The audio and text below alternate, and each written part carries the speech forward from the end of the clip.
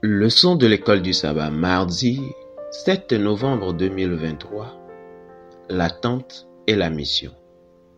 L'attente et la mission. Luc 24 se termine par l'ascension de Jésus au ciel. Luc 24, le verset 50 à 53. Mais ce n'est pas la fin de l'histoire. L'auteur Luc continue en écrivant le livre des Actes. Juste avant de monter au ciel, Jésus avait donné aux disciples une mission, une promesse et des instructions immédiates d'attendre à Jérusalem la puissance d'en haut. Luc 24, le verset 49, voire aussi Acte 1, le verset 4 à 8. Jésus avait demandé aux disciples d'attendre à Jérusalem jusqu'à ce qu'il accomplisse sa promesse d'envoyer la promesse du Père, le Saint-Esprit, qui leur donnerait le pouvoir d'être des témoins à Jérusalem, en Judée, en Samarie et au-delà.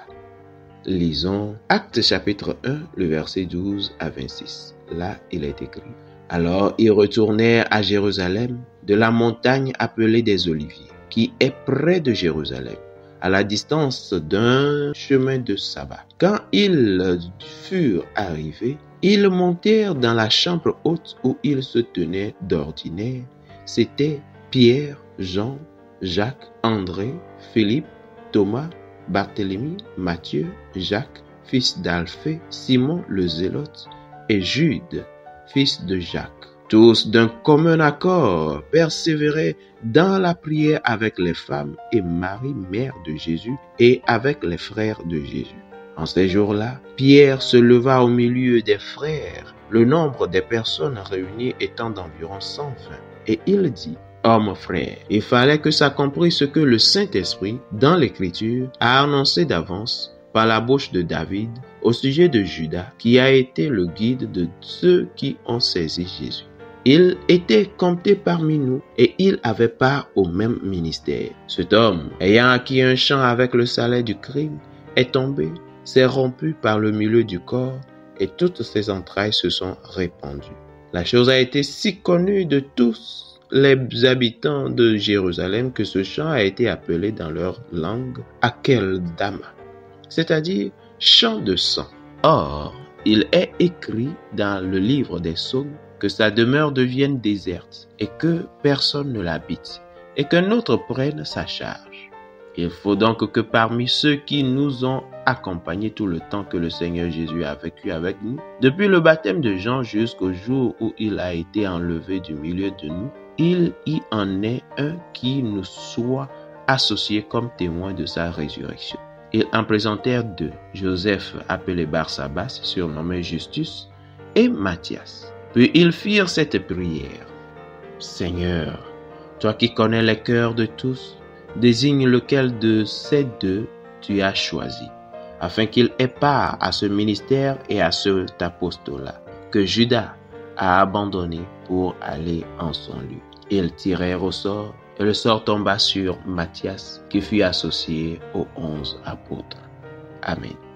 Que faisaient les disciples dont le nombre était environ 120 hommes et femmes pendant qu'ils attendaient? Jésus avait donné aux disciples une mission claire.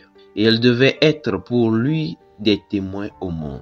Alors, pendant qu'ils attendaient, ils se préparaient pour leur mission de deux manières.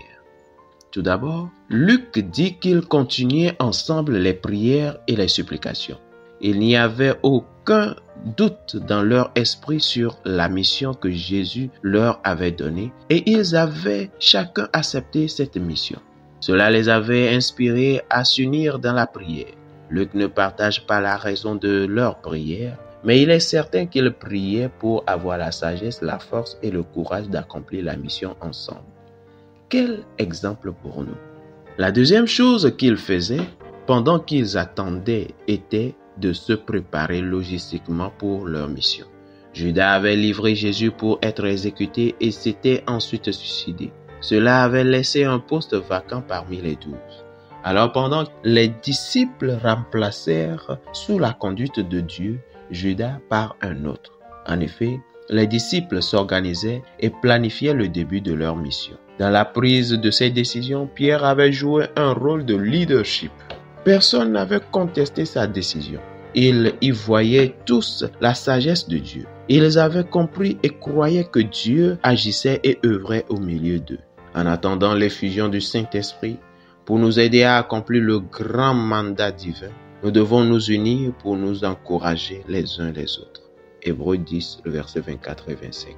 En outre, nous devons nous aligner, nous et notre Église, sur la priorité de Dieu qui est de sauver les perdus. Comment pouvez-vous apprendre à vous en remettre au Seigneur et à ne pas perdre la foi pendant l'attente? Au même moment, pendant l'attente, comment pouvez-vous utiliser au mieux votre temps comme l'avaient fait les disciples? Fidèles auditeurs et internautes, que Dieu vous garde. Amen.